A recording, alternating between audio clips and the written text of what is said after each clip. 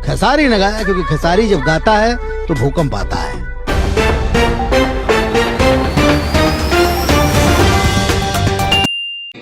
जिंदगी में अगर कमाना है ना तो दौलत नहीं, दुनिया कमाइए, लोग कमाइए, यही आपकी असल दौलत है।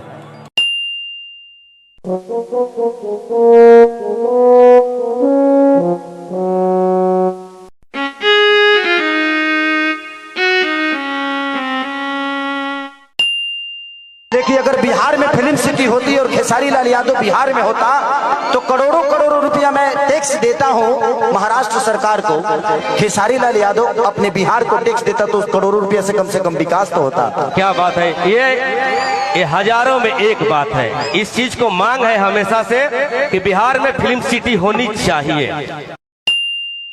सारे लोगों ने खेसारी भैया लिट्टी खा लिए, भैया ये खा लीजिए, भैया वो खा लीजिए। घरवा जाके कहना पड़ता है कि कुछ बनौले बड़ू। क्या बात है, बनल होके तो लेना वो। तो जिंदगी ऐसी है और यही जिंदगी का नाम है। इस दुनिया में सबको पता है कि मैं शादीशुदा हूँ, मेरे 2 बच्चे हैं, लेकिन उसके बावजूद भी सिनेमा में हीरोइन के मांग में सिंदूर डालता हूँ ना, सिनेमा में सुहाग रत मनाता हूँ ना,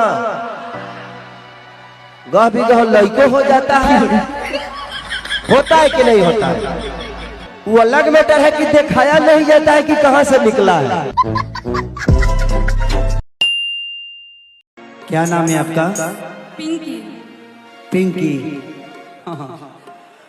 अच्छा है आपका निमकी, बहुत अच्छी हैं आप। कहाँ से हैं? यहीं से। यहीं से? झारखंड से हैं। मैंने गाना गाया था झारदेव झारखंड में। बहुत हिट हुआ था।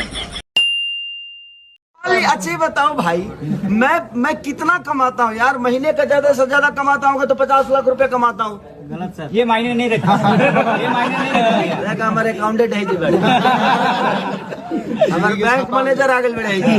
बात अरे गलत, कैसे गलत?